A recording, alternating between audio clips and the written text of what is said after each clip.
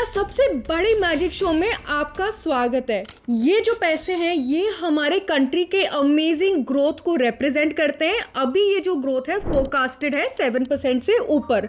अब आप ध्यान से देखो, इसको मैं इस बास्केट के अंदर डाल रही हूँ और अभी हम ये पता करेंगे कि इस ग्रोथ के साथ हमारे फैमिलीज के लिए कितना वेल्थ बचने वाला है।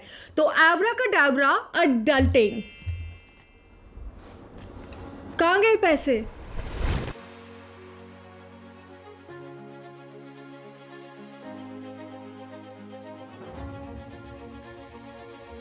एक्चुअली ना ये कोई मैजिक शो नहीं था, ये हमारी रियलिटी है।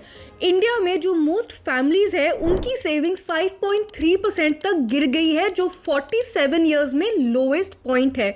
और मिडिल क्लास में 30 to 40% लोगों को ऐसा लगने लगा है कि उनकी जो सैलरीज है वो तो बस चिल्लर है।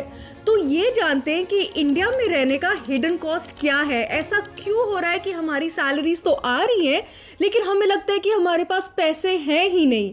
इसी वीडियो में यही पता कराते हैं। Number 1, inflation. अब ये वाला हेडलाइन तो आपने ज़रूर देखा होगा कहीं ना कहीं कि CPI इन्फ्लेशन 3.7% पे गिर गया है।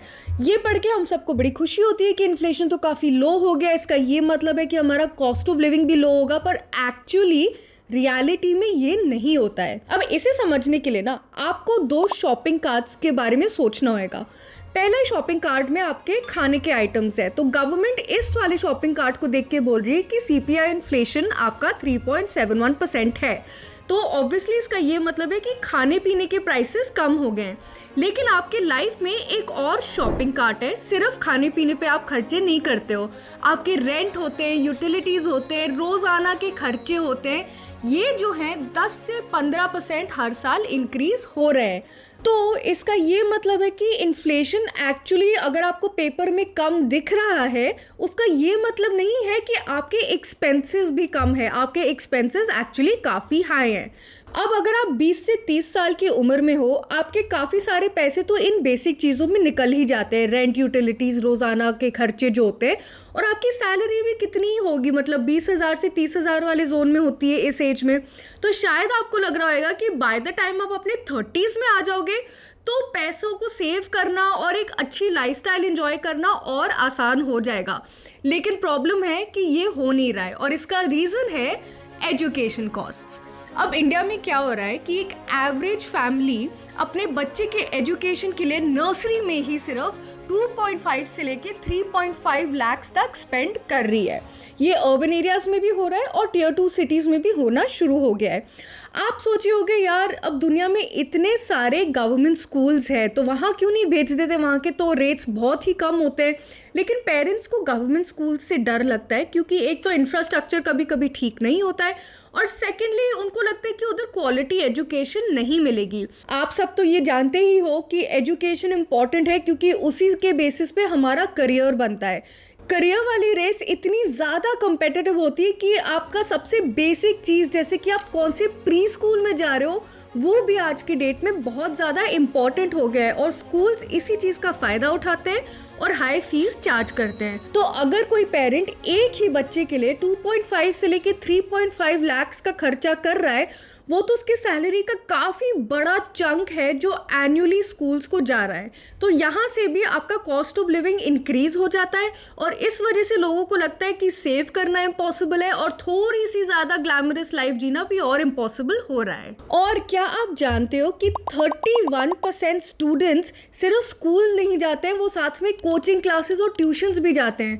पेरेंट्स का 50,000 से लेके 2 लाख पर ईयर तक का खर्चा सिर्फ ट्यूशन फीस पे हो जाता है। इसको ना हम शैडो एजुकेशन कहते हैं।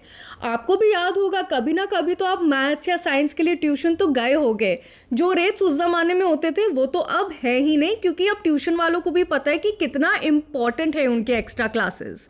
तो ये एक और रीज़न है जिसकी वजह से इंडिया में कॉस्ट ऑफ लिविंग बहुत हाई हो रहा है। नेक्स्ट रीज़न है health care. Health care problems ऐसी नहीं होती कि सिर्फ आपको 50 साल की उम्र के बाद ही उनके बारे में सोचना होता है। आप तो जानते हो कि प्रॉब्लम्स तो कभी भी हो सकती हैं। आप 20 साल के हो सकते हो, 30 साल के हो सकते हो, 40 साल के हो सकते हो। हेल्थ केयर प्रॉब्लम्स कोई पूछ के नहीं आते हैं। अब इंडिया में ना हेल्थ केयर इन्फ्लेशन अप्रॉक्सीमेटली 14% हर साल इंक्रीज होता है। इसलिए लोग कहते रहते हैं कि हेल्थ इंश्योरेंस लो, हेल्थ इंश्योरेंस लो, और हेल्थ इंश्योरेंस लेना सही चीज़ है, पूरा पॉलिसी पढ़ो ध्यान से, क्रिटिकल इंश्योरेंस और एक्स्ट्रा राइडर्स लो। लेकिन ये सब करने के बाद भी ना एक छोटी सी प्रॉब्लम ये होती है कि इंश्योरर्स आपको कभी कभी 100% बिल नहीं अप्रूव करते हैं। इंश्योरेंस कंपनीज का काम है पैसा बचाना, तो ऐसे बहुत सारे लोग हैं जिनको बिल का एटलीस्ट 40% अपनी जेब से देना पड़ता है। तो ये भी एक और रीज़न होता है जिसके वजह से कॉस्ट ऑफ लिविंग आम जनता की बहुत बढ़ते जा रही है। नेक्स्ट रीज़न एक ऐसा रीज़न है जिसे हम सब तो डे 1 से ही रिलेट कर सकते हैं, और वो है अपने खुद के घर का सपना। बहुत लोग हैं जो कहते हैं कि नहीं नहीं रेंट पे रहो, पर चाहे आप रेंट पे रहो या ना रहो, आपके दिल के अंदर तो ये एक आवाज़ होती है जो कहती है कि काश मेरा एक बढ़िया सा खुद का घर हो, कोई लैंडलॉर्ड की चिक चिक ना हो, मम्मी पापा साथ रहे, बढ़िया सा घर हो। और आप आई एम श्योर आप बहुत सारे हाउस टूर्स भी देखते होगे यूट्यूबर्स वगैरह के, और फिर सोचते होगे कि मैं भी ऐसा बाथरूम बनाऊंगा, मैं भी ऐसा लिविंग रूम बनाऊंगा। प्रॉब्लम ये है कि जो प्रीमियम वाले घर है एटलीस्ट उनका तो हर साल 44% से प्राइस इंक्रीज होता है, और जो नॉर्मल घर है वो भी काफ़ी प्राइसी होने शुरू हो गए हैं। रियल एस्टेट का बढ़ना तो एक काफ़ी नॉर्मल चीज़ होती है, और इस बढ़ावट की वजह से ही लोग कहते हैं कि रियल एस्टेट में इन्वेस्ट करना चाहिए। लेकिन इस बढ़ने वाली चीज़ को हम पॉजिटिवली तभी लेंगे जब हमारी सैलरीज भी बढ़ेंगी ना।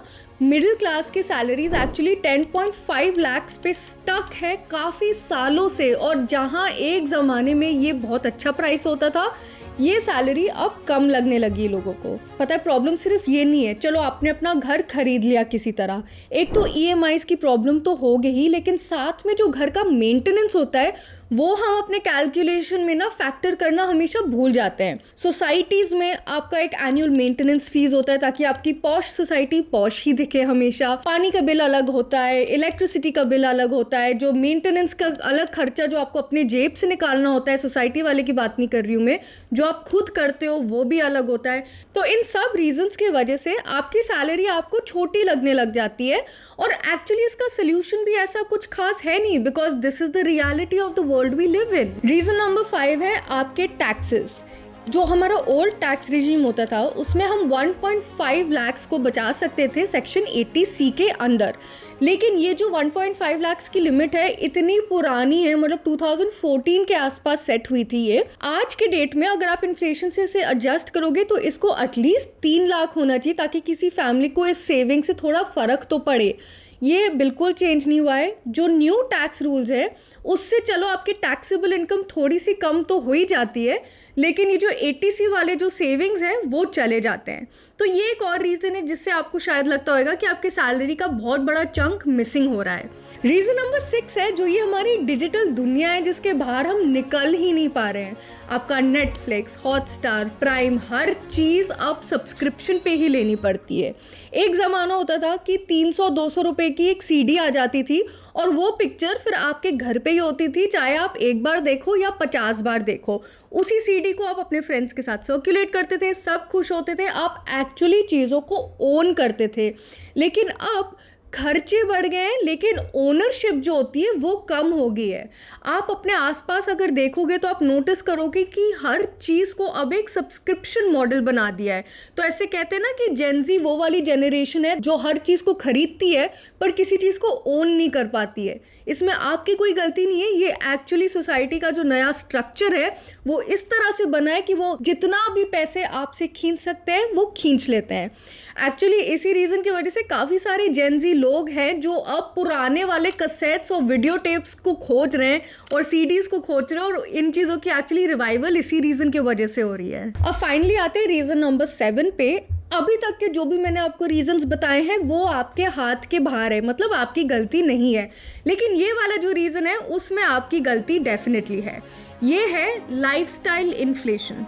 जैसे ही हमें अपनी पहली सैलरी मिल जाती है हमें लगता है कि चलो बढ़िया, अब हम बढ़िया कपड़े खरीदेंगे, नई गाड़ी खरीदेंगे, फैंसी क्लब्स में जाके पार्टीज़ करेंगे।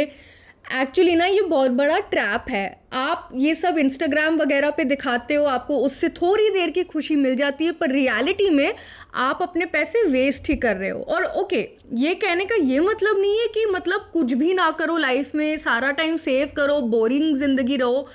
आपको ना एक बजट बनाना पड़ेगा, उस बजट के अंदर अपनी सारी मस्ती कर लो, लेकिन अपने सेविंग्स को कभी मत भूलना। तो फाइनली हमने ये तो डिस्कस कर दिया कि इंडिया में रहना इतना महंगा क्यों हो रहा है और क्यों आपकी सैलरी ऐसे लगती है कि चिल्लर ही है। लेकिन अब आप क्या कर सकते हो? पहला चीज़ है, एक टैंडम सेविंग टेक्निक यूज़ कर सकते हो। जब भी आपने कुछ थोड़ा सा सिली परचेज किया, जैसे मतलब आपने 200 रुपये का कुछ रैंडम सा चीज़ खरीद ली अपनी मस्ती के लिए, वही 200 रुपये अलग से निकाल के एक पिगी बैंक में डाल दो या अपने एक्चुअल बैंक में डाल दो, ताकि आप कहीं तो सेव कर रहे हो। साथ में अपने एक्चुअल बैंकिंग सिस्टम का फ़ायदा उठाना शुरू करो। एफडीज़ खोलो या रिकरिंग डिपॉजिट्स खोलो, बेस्ड ऑन आप क्या कर सकते हो। अब सेविंग्स के चक्कर में अब आप ऑब्वियसली रियल लाइफ में ब्रोक नहीं हो सकते हो, तो आपको कैलकुलेट करना पड़ेगा रियलिस्टिकली कि आपके लिए क्या फीजिबल है।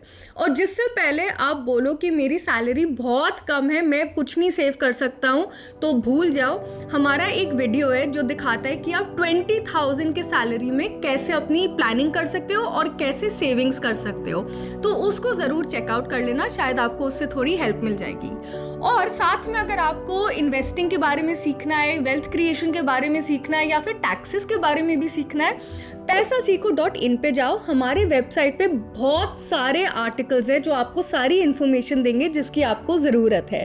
अगर आपको ये वीडियो पसंद आया तो प्लीज़ लाइक का बटन दबा लो, इसे अपने फ्रेंड्स के साथ शेयर करो और चैनल को सब्सक्राइब करना मत भूलना। मिलते हैं आपसे अगले वीडियो में।